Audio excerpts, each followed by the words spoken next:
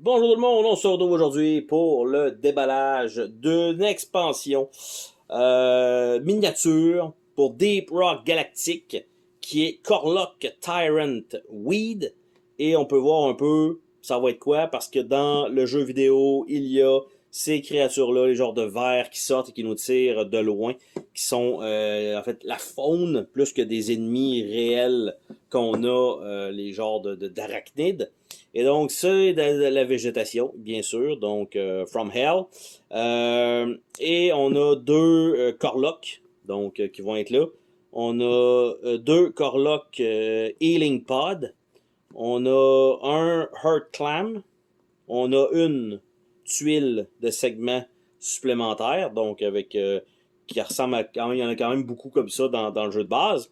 Et on a trois cartes d'information pour chacune des créatures, bien sûr.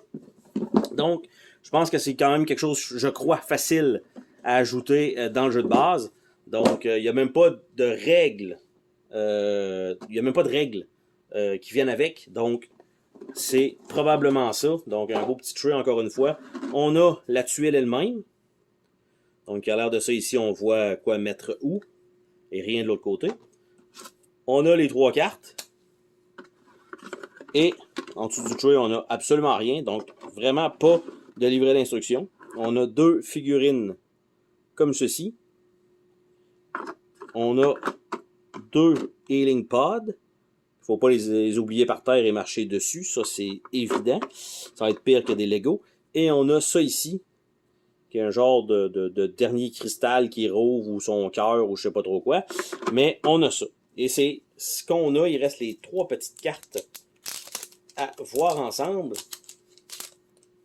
Donc, encore une fois, un petit fini tissé. Un peu mollasse les cartes par contre. Mais ils vont être slivés, donc c'est un peu moins dérangeant. Donc, on a le Healing Pod. On a le Tyrant, ben, en fait, le Sprout. Et on a le Heart Clam. Et de l'autre côté, ben, on a les statistiques de ces créatures-là. Et voilà. Donc, c'est ce qu'on a dans cette petite micro-boîte d'expansion. Il y a quand même un emplacement pour la tuile. J'essaie de voir comment elle était comme ça.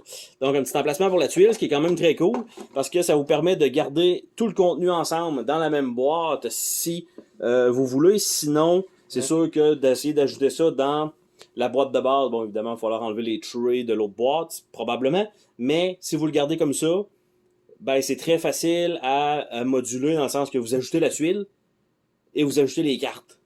Si vous ajoutez pas la tuile, les cartes serviront à rien. C'est un peu ça.